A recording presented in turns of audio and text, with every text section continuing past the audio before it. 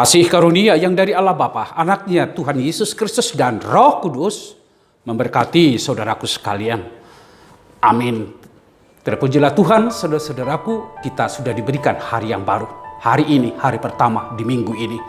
Saudaraku, firman Tuhan, nas renungan bagi kita di pagi hari ini. Tertulis dalam kitab Galatia pasal 6 ayat 7. Dikatakan begini, saudaraku. Jangan sesat. Allah tidak membiarkan dirinya dipermainkan. Karena apa yang ditabur orang, itu juga yang akan dituainya. Sekali lagi, karena apa yang ditabur orang, itu juga yang akan dituainya. Saudara-saudaraku, hukum sosial, hukum tabur tuai, ini sudah sering kita dengarkan, saudara-saudaraku. Ada dua yang bisa kita lihat dari nas khotbah, dari nas renungan kita hari ini. Yang pertama ada sebutan jangan sesat.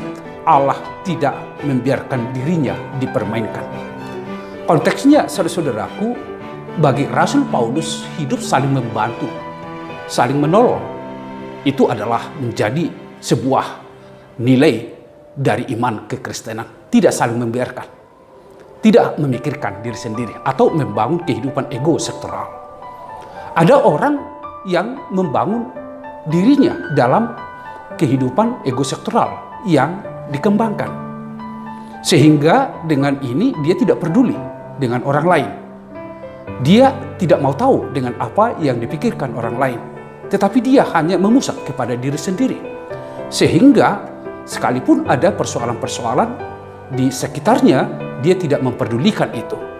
Dia membiarkan segala sesuatunya berjalan di dalam kehidupan ego sektoral itu sendiri.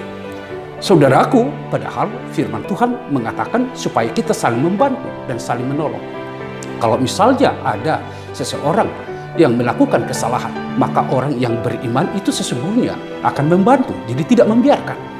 Apabila ada seseorang jatuh di dalam pelanggaran, maka orang yang rohani akan membantunya sehingga dia bangkit. Jadi tidak mempermainkan diri sendiri, asik dengan diri sendiri, tidak peduli dengan orang lain. Itulah makanya Tuhan mengatakan jangan sesat, saudaraku. Jangan sesat. Artinya jangan hanya melihat diri sendiri di dalam kehidupan ini, tetapi saling membantu dan saling menolonglah. Karena Allah tidak mau dipermainkan.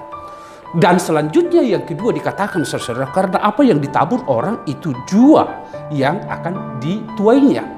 Jadi saudaraku, sesuatu hidup untuk masa depan, gambarannya hari ini. Apa yang kita lakukan, itu akan kita terima pada masa-masa yang akan datang. Itulah hukum sosial. Katakanlah dalam firman Tuhan, ini adalah sebuah golden rule. Apa yang saudara inginkan untuk orang lain lakukan kepadamu, ya lakukanlah seperti itu. Artinya kita berangkat dari diri sendiri. Jangan menuntut orang lain untuk melakukan kepada diri kita sendiri.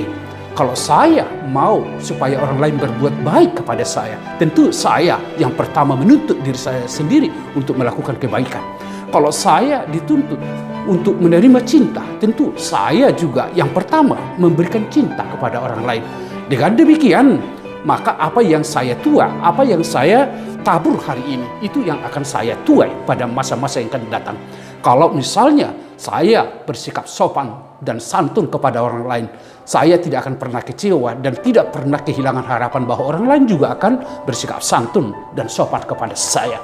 Kalau saya membantu, maka orang lain juga pada masa yang akan datang akan membantu saya. Karena apa yang kita lakukan hari ini, itulah yang akan kita terima pada masa-masa yang akan datang. Saudara-saudaraku yang saya kasihi di dalam Kristus Yesus, sesungguhnya hukum pembalasan memang bukan itu yang menjadi inti kehidupan kita. Bahkan sekalipun kita memiliki musuh, kita akan mengasihi dia. Kalaupun musuh kita tidak mengasihi kita, tetapi kita dituntut sebagai orang beriman untuk mengasihi dia. Inilah hukum yang paling tertinggi dalam kehidupan beriman, saudaraku. Namun di dalam kehidupan sosial, tentu kita berharap kita menerima kebaikan, kita menerima cinta, kita mau menerima sayang dari orang, kita mau menerima perbuatan baik dari orang lain kepada kita. Namun untuk itulah saudara-saudara, untuk mencapai itu saudara-saudara, mari dahulukan dirimu untuk melakukan cinta, melakukan sayang, melakukan perbuatan baik kepada orang lain. Maka jangan pernah kecewa dan jangan pernah hilang harapan. Sesungguhnya pada masa yang akan datang itu akan kita tuai, akan kita terima di dalam kehidupan.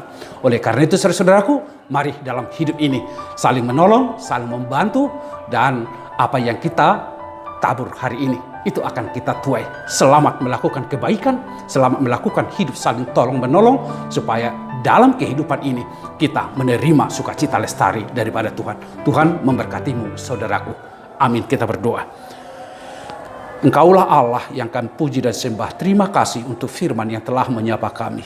Kiranya dalam hidup ini kami saling dapat membantu dan menolong, tidak hanya memikirkan diri sendiri. Kami dapat melakukan kebaikan, kami dapat melakukan cinta kasih dan sayang kepada semua orang. Dengan demikian pada hari-hari yang akan datang itu akan kami terima.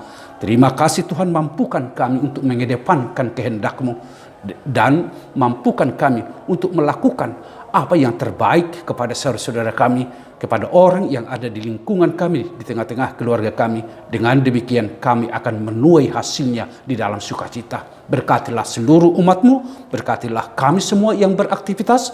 Tuhanlah yang berkehendak kepada kami, dan Tuhan berkenan kepada apa yang kami lakukan.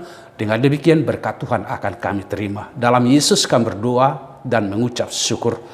Amin. Anugerah dari Tuhan kita Yesus Kristus, kasih setia dari Allah Bapa, serta persekutuan Roh Kudus memberkati saudaraku sekalian. Amin. Mari saudara-saudaraku hidup saling tolong menolong dan lakukanlah kebaikan kepada semua orang. Tuhan memberkati kita semua.